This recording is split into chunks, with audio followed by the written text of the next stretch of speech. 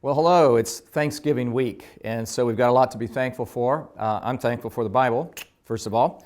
Today, I read from Daniel chapter 6, and it's a great reminder. Whenever I read through a passage like this, I try to find something to meditate on during the day, and this is what I'm meditating on.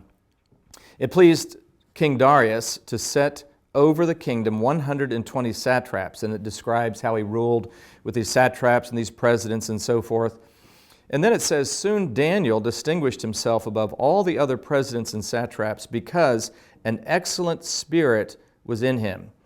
And the king planned to appoint him over the whole kingdom. So the presidents and the satraps tried to find grounds for complaint against Daniel in connection with the kingdom. But they could find no grounds for complaint or any corruption because he was faithful, and no negligence or corruption could be found in him. The men said, "We shall not find any ground for complaint against this Daniel unless we find it in connection with the law of God." What a great passage.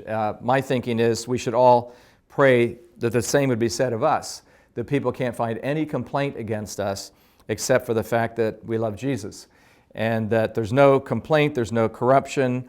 We're a person who, because of our integrity, even non-Christians or non-Jews, people who don't worship God, would look and say, I want that person there. Matter of fact, Darius loved Daniel so much and was so torn by the fact that his own law had bound him to kill Daniel, put him in the lion's den, that it says he couldn't sleep at night, and he fasted, and he worried about how Daniel was, and he ran there in the morning and said, Daniel, has your God saved you?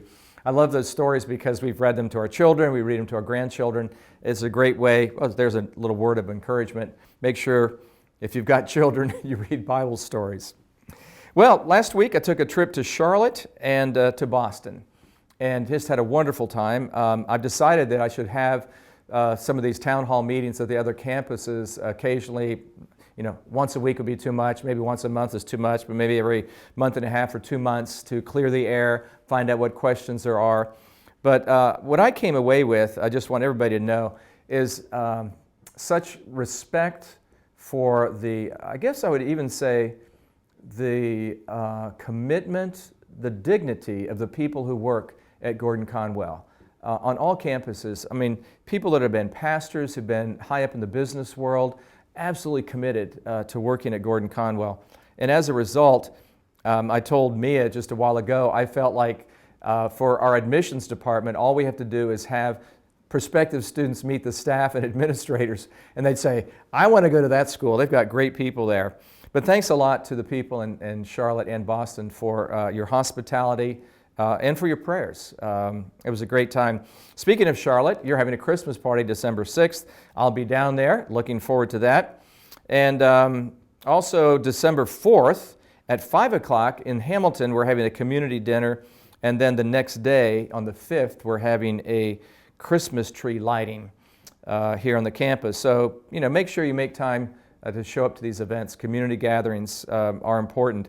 And I know that when you look back 5, 10 years from now, you'll say, why didn't I take time, just an hour, hour and a half, to show up and be at those meetings? So do it, even though it's towards the end of the semester and you got papers to write. Also wanted to update you on some items regarding the whole seminary. We will begin a strategic planning process January 1st or 2nd, I guess, through May. When we have the board meeting in May, we hope to present a final strategic plan. The way we will do this is we'll have 8 subcommittees that will come up with the ideas and the concerns for things like finances, the property, curriculum, future faculty development, all those different areas, and that will be fed into the strategic planning committee. So we'll have a lot of involvement and many opportunities for people to speak into that process. If you have specific concerns about the future of Gordon-Conwell, you'd like to make sure that in our strategic plan we include this or this, send me an email and we'll kind of pass that off to the subcommittee. So again, my email is very simple, president@gordonconwell.edu. So you can send some ideas for the future planning of the seminary on to me. Thanksgiving week, I wanted to just mention that Thanksgiving is the foundation of the Christian life. We begin with Thanksgiving.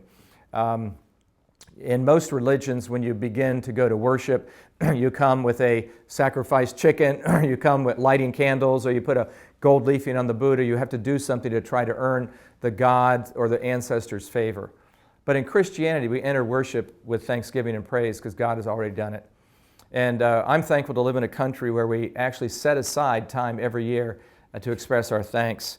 So what am I thankful for? Well, one of the things I'm thankful for is that I ask you to pray about hiring a new vice president for advancement, and we've hired that person. So Brian, why don't you come on over here and I can introduce you to everybody. Thank you. There's Brian. And so Brian is, if you see him on the hallways, or he's going to be traveling down to Charlotte and Jacksonville. He'll also be in Boston. So if you see Brian, make sure you say hello. Say, yeah, I saw you. You were introduced on the president's video. So Brian, we did a national search, and guess what? We found Brian, who lives just 2 miles from this campus, and he was working at a local college. So we're really glad to have him on board, and do be praying for Brian as he builds his team. He'll be hiring some new people. That team is decimated over a number of people taking other positions, all really good people that have left. And so now we have an opportunity to build a team for the future. So you can pray for Brian about that. Finally, I'm thankful for Anna Gruntz, who is in Charlotte. So Anna, a little shout out for you, because at the last video I talked about the struggle I had in making a decision about what team to root for football. And Anna answered the question, at least from her perspective. She's from Western Pennsylvania, and so she has volunteered. She gave me a gift, an early Christmas gift. Thanks to Anna for the Pittsburgh Steelers socks. Hey, have a great Thanksgiving.